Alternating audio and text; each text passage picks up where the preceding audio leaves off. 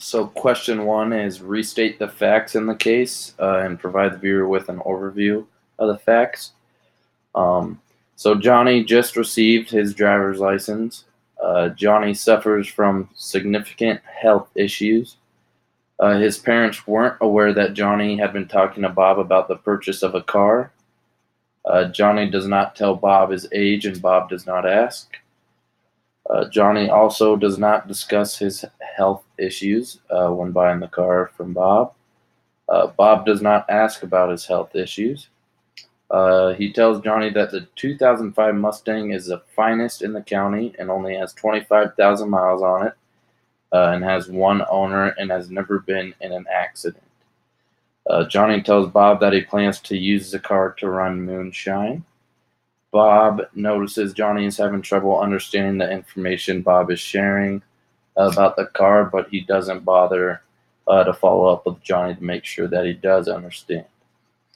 Bob does remind Johnny that the car is being sold as is where it is. Johnny's mother goes online and finds out after he purchases the car that it has had multiple owners and has been in multiple car accidents and even suffered flood damage. And there was even a question about the actual miles on the car. Johnny and his parents are scheduled to go on an extended vacation the next day, and they won't get back until after Johnny's birthday. Uh, so, question number two: if Johnny Jett is not a minor and is the owner of Johnny Jett Auto Resale Specialists, a Nebraska corporation, and as such, this is a sale between two merchants for the sale of goods under UCC Article 2, but the remaining facts are still the same. State whether there was a proper offer, acceptance, and consideration for the sale contract. Um, so I believe that there was an offer of the $4,500 to Bob Jones Auto Sales from Johnny Jett Auto Resale Specialist, with the car purchasing as is where it is.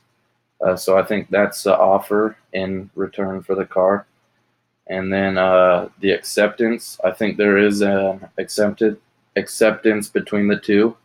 And I feel like where it showed the odometer disclosure statement in the bill of sale is the acceptance, which is where it is signed. And then the consideration would be when Johnny Jett pays $4,500 to Bob Jones Auto Sale for the car. Um, question number three: state whether the goods have been identified sufficiently in the contract document and whether title has validity passed between Bob Jones Auto Sales and Johnny Jett Auto Resale Specialists and provide support for your position. And so I said that in the bill of sale of the motor vehicle, it states the good of the car in the Mustang. It gives the VIN number, and it is a valid contract, I'd say. And Johnny is signing the bill of sale, which shows that two parties are coming to an agreement, which forms specifically. It specifically states the car that is being purchased, how much is being paid for the car, as well as the odometer disclosure statement, and stating that the odometer hasn't been tweaked or been reset or altered. And it also states that the seller is the legal owner of the car, and that it has the full right and authority to sell or transfer the car. And then for number four, it says state what, if any, warranties apply to the above linked sales contract based on the facts of this sale and the language of the contract.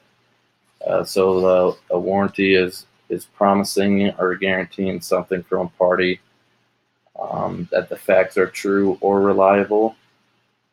So saying that it as is where is, it's not saying that the that where he's buying it from, the seller, that they are going to help him out if there's future problems, and that if there is a small or bigger problem, that it's the buyer's kind of responsibility and not the seller's responsibility.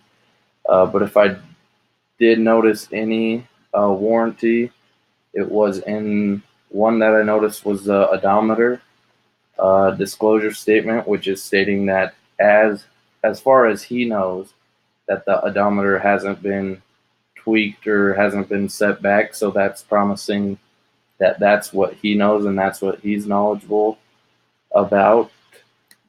And it also states in the agreement that he's promising that it is being sold legally and that it is his motor vehicle to sell to another party.